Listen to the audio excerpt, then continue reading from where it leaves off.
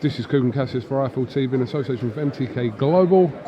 We're at the first UK press conference of 2020 from Matchroom and Sky Sports. I know. Quigg lands on March the 7th. This fight was obviously meant to have taken place on the Joshua Ruiz rematch, but it's a great little headliner. Well, it's great to be back in with the boxing fraternity after a few weeks. I think everybody's down tools, had a great Christmas, and I walked in actually with Anthony Crolla, which was lovely. He's obviously called it a day in 2019. Went out here in Manchester in front of his faithful, and he's been doing a little bit of work with us as well, which is great. And I think he misses it. He's popped in. Scott's obviously returned to Joe Gallagher, so there's great links there, and it's fantastic to have Scott Quigg back. You know, he's been out a long time. He's been away, and there's a bit of a gap now with Crolla going in Manchester. That there's a lot of good young talent coming through, but I think Scott's a really good name to be headlining here, and it's a fantastic fight. It's a fight that I was looking forward to when Eddie told me it was going to happen in Saudi.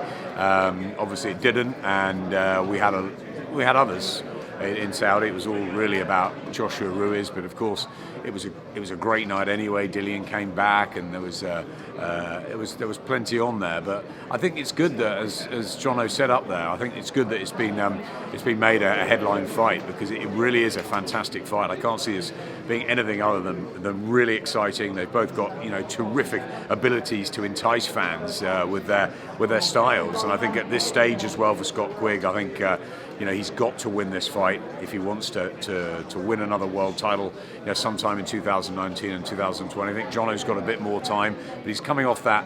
He's had that one loss to Tevin Farmer, which was a great fight. He's been out there sparring with Tevin, and he's coming back. He's learnt from that. He's the younger man. He's obviously very confident. He's extremely charismatic. He'll put everything into this. Scott Quigg's fought at the higher level more consistently over the years, but it's all about timing, and it'll be really interesting. I see it as a very, very close fight, and I cannot wait for it, KUGAN. Say we're nearly in February now. This month's kind of flown by for some, maybe not for others, but there's a lot of potential fights and there's a lot of stuff up in the air. That we're waiting for confirmation for. I suppose the first kind of big thing will be probably your first pay-per-view show of 2020, which will be Usyk and Chisora. We're hoping so. Maybe. I mean, I spoke to Eddie last week at length. We had a great meeting over in Essex, and then he's obviously been in America, so going to catch up with him today. But yeah, there's a lot of balls in the air at the moment. I think we'd love to have Usyk Chisora. I think it's a really good fight. It's full of interest and intrigue. Can Alexander Usyk really make it as a heavyweight? He had his debut, and people were thinking, does he punch hard enough? I think that fight will tell us more against Derek Chisora, and Derek, we know has on his day, and Dillian Whyte thinks that Chisora will beat. Listen, he's had a few days lately, hasn't he, Derek? He's had this kind of Indian summer to his career under David A. He's never been fitter, and he's had a couple of really eye-catching wins as well. Obviously, he got beaten by Dillian, but he was doing so well until the time of that knockout in the rematch, and he'll be a handful for Alexander Usyk. Dillian says he can win. Of course he can win. He's a heavyweight. He's a big guy. He can hit hard, and there's no doubt that under the the Haymaker regime, they'll have him in absolutely tip-top condition for that. But Alexander Usyk's a special fighter. Don't forget, unified cruiserweight champion, undisputed. Could he become a heavyweight champion? He certainly, talent-wise, he can. It's just whether he's big enough, and whether he can take the power of some of these guys. I'd like to see the Chisora fight first before he fights Joshua. And look, if you can get past Derek, then he tests himself against AJ. So, but yeah, I mean, Derek will be right up for that, and we've seen him pull off the big fights before. Tony Belly, obviously big mates with Derek Chisora. He'll be trying to help as much as he can, but is Alexander Usyk that special fighter? He certainly has been at cruiserweight. Can he be a heavyweight? That's a fight I really want to see. So that's a possibility for maybe the end of March or April. But obviously Dillian Whyte, has got to come back. We've been hearing sort of who he's going to fight. Will he fight someone like Andy Ruiz or Alexander Povetkin or someone like that? And they're good fights for him. He needs to be he needs to have a really full 2020 after a bit of a stop-start year last year. And I think Dillian will be right up there this year. As well as obviously we've got Wilder Fury in February. That's a massive fight for the heavyweight division. Joshua, we wait and find out whether the Pulev fight can be made, where it will be, when it will be. So there's a lot of balls up in the air, especially in the heavyweight division. But the good news is there's a lot of fights to be made. You're hearing about Dubois and Joyce. You're hearing about even the bad boy Jarrell Miller's been signed up by Top Rank. Everything's happening. There's a lot of fighters out there to make great fights. So I think in the coming next 2 or 3 weeks we're going to have some made. Eddie Hearn revealed something interesting today to me, that if the fight with Andy Ruiz has happened, there's a good chance that this fight might land in America. He said that with Dillian. With Dillian.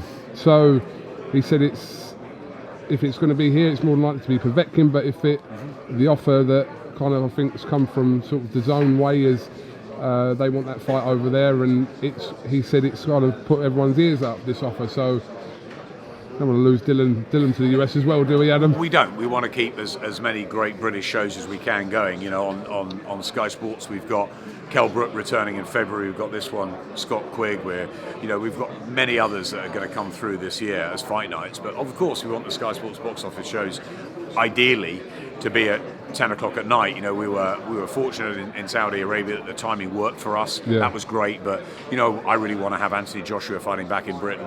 I made no secret about that. It looks likely that he will, though, isn't it? I think it will. I think he wants to. I think his team want him to. I've been to see Spurs. It's a phenomenal stadium. I met with Daniel Levy, and it's just one of the most incredible things I've ever seen. And I know you're not a Spurs fan, and I'm not a Spurs fan, but you know what? As a stadium, it's an incredible place. It'll never be Anfield for me, and I'm sure it won't be the Emirates for you. But Spurs is a fantastic stadium. It's a state of the art. I was blown away by it, really, what they've done with it. And as a setting for a fight, I think it will be phenomenal, whether it's Anthony or somebody else. But yeah, look, he could fight there, he could fight at the Emirates, he could fight anywhere in Britain. You'd have thought in sort of May, June. Obviously, Wembley is a slight problem with the Euros, but we want to get him out before then. So, May, June time for AJ, and hopefully, the Pulev fight can be made, and it can be in Britain. I think that'll be really important. So that's the biggest piece of the jigsaw for me, to hopefully get Anthony Joshua fighting in Britain. Dillian, yes, we'd love to have him in Britain as well, but if you've got Usyk Chisora made, you've got Anthony Joshua made, then Dillian's got to fight somewhere, and it may make sense if it's not in Britain to fight in the States. If it's Andy Ruiz, that's still a great fight. But for us, of course, we want as much here at our time zone as possible. But we can't be greedy. We can't have everything. We've not got Fury, Wilder, BT have got that, and it's a phenomenal fight. And it's a fight we're going to be talking about. It's a fight we're all going to be excited about, even though we're not doing it on Sky Box Office. We went for it. We tried for it. I was going to ask you about that. Yeah, and we were always very much second favourites. BT had the ability to match us, and I think that they've done the right thing. They needed the fight. I think it's a great thing for them, and it's for us. It's disappointing that we haven't got it for the team. I think the team would have loved to get their hands on a huge fight like that, but at the same time we didn't think we were going to be showing it, I guess. So I think. But you went quite aggressive with the bid for it. Absolutely, because it's a big fight, and we have the chance to. So I think that was the right way to go about it. We went for it. We wanted it. And on this case, we didn't get it, but we did have a disadvantage going into the negotiations. But ultimately, it's happening. That's the most important thing. It's happening for world boxing. It's happening for fight fans. I know Sky Sports News are really excited about it. I know they'll be sending teams out there. I think, look, it's a fight we're not going to shy away from just because we've got Anthony Joshua and Dillian Whyte. Tyson Fury. Do you feel like you've done that in the past, Adam? I think that there's been times where it's a difficult one because you want to promote your own product, but I think that we've been much more independent lately in recent years, and I think we've really strived for that. You look at our digital and social output, and I think that we talk about the stories that are in boxing, not necessarily the fights that we've got. Obviously, we are very interested in our business and making sure that our fights, our fight cards are great, and our fight nights are great, and our box office events are special and spectacular. But I've always said it, KUGAN, we can't have every sweet in the jar. We don't have, Daniel Dubois and Anthony Yarde and Josh Warrington and many great fighters that Frank and BT have got, and they've got a great fight in Fury Wilder too. It's a really big fight for the heavyweight division. Everybody's talking about it. Obviously, it's a real big push thing for us that Anthony Joshua's regained his titles and stands in many people's opinion as the number one. I've gone on record many times as saying I think Tyson Fury deserves that position after the Wilder win. After his 12-rounder last time when he got cut, didn't look as good as he has done. He's got it all to prove. Who is the best? Wilder, Fury, Joshua. That's what people want to know. We're going to get some answers in at the end of February, and we're going to get more answers when hopefully the winner or even the loser fights Anthony Joshua down the line. So AJ's done great to get his titles back. He stands as his king with most of the belts, but there's no doubt that Fury and Wilder have their say, and it's a fight that everybody will want to see on February the 22nd, including myself and you. And I think that's something that we should be talking about, but it's not ours, it's not our team, and we're disappointed about that we couldn't get our hands on something like it, because we love big fights. That's what we're in it for, and the big fights are going to keep coming, so we want to do as many as possible, but we wish our comrades well at BT. Absolutely. Anthony Joshua made some interesting comments recently that an offer might be thrown in kind of after the Fury Wilder fight, depending on what happens there. But I've been reading that Anthony Joshua says that they've been talking to Wilder, and then Shelley Fingal's come out and said they haven't. It's the old nonsense, isn't it? Who's telling the truth? Who's fundamentally, I think we've got to see what happens first of all with Joshua and Pulev. Let's try and get that one over the line, that one announced. You've got we know what it's like to overlook fights, don't we? Yeah, of course. Yeah. You've got the Joshua Ruiz is a prime example of that, and and Tyson Fury knew, I suppose, going in for his two fights before the Wilder fight, and Wilder going in with Ortiz, that you never know, there are banana skins. But I'm really pleased that Wilder and Fury have got their rematch. It's a long time coming, and it's the right thing to do. So let's see the winner of that, or as I said, the loser of it. It's another great fight. Anthony Joshua would love to fight Tyson Fury in Britain, and I'm sure he'd like to fight Deontay Wilder wherever it lands, here, or, the global interest will be massive. I suppose the unclear thing will be what happens after that Wilder Fury rematch, whether there's a third fight. I suppose it's all dependent on how good it is. Yeah, how conclusive or not conclusive. Exactly. It wasn't conclusive last time. As many people thought Tyson Fury won 2-3 rounds, whatever the margin was. I thought he won the fight. It was a draw. It was remembered for the unbelievable knockdown, or the get up from the knockdown in the 12th round. It was actually on my TV last night, and I watched it again, and you still can't believe it watching it back that he made it up. And that's what people remember, that incredible sort of moment. But actually, he won the fight for me over 12 rounds. Deontay, nearly got out of jail. He that's what he does. He's the biggest puncher, certainly in the heavyweight division at the moment, if not in many, many years. Going back to, it's very difficult comparing eras as we know, Cougs, but going back to the likes of a prime Mike Tyson, Ernie Shavers as a puncher.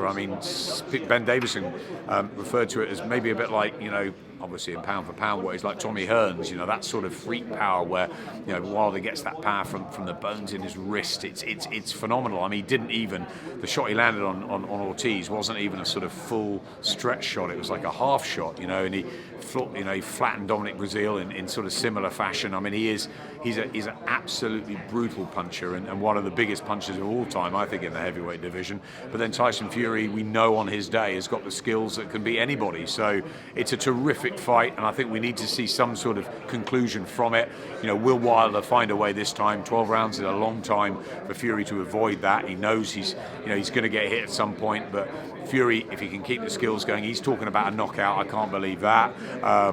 Fury's not a knockout puncher, but is he going to try something different? Don't know. It's a fascinating one, and I can't wait for it. But we've got to get the Joshua business sorted, and we've got to get the Dillian Whyte business sorted, and hopefully by sort of the first 6 months of the year, you'll have a lot of really good matches, a lot of really good fights. You see if Usyk and Chisora can be done as well.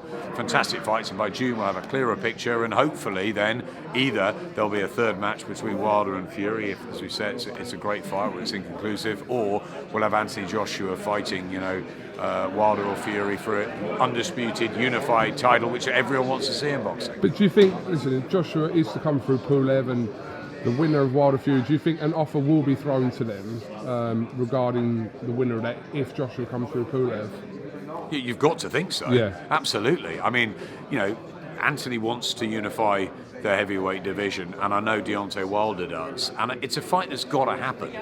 But Joshua can ill afford another defeat. He lost to Ruiz. He did brilliantly out in Saudi. He got it absolutely spot on, phenomenal boxing display performance. But if he comes a cropper against someone like Pulev, or if he fights Usyk or whoever before that fight, then it's going to take his stock back down again, or the belt's going to go. Yeah. Maybe, but I think there's the clamour for these big fights, isn't there? We're getting Fury and Wilder. We want to see Joshua v. either Fury or Wilder definitively within the next 12 to 18 months. And I think it'll be difficult to make the Fury fight here in Britain with Wembley and the Euros and stuff like that. But maybe next summer, if Wilder could happen this year, back into this year, or even early next year, next summer you do Fury at Wembley or at Spurs or somewhere like that. That will be another sort of blockbuster for Britain. That's what we want, KUGAN. We want these 10 o'clock at night fights here for the fans to come out, and we've had that. The Froch Groveses, the nights with Joshua at Wembley, the nights in Cardiff as well. We want more of that.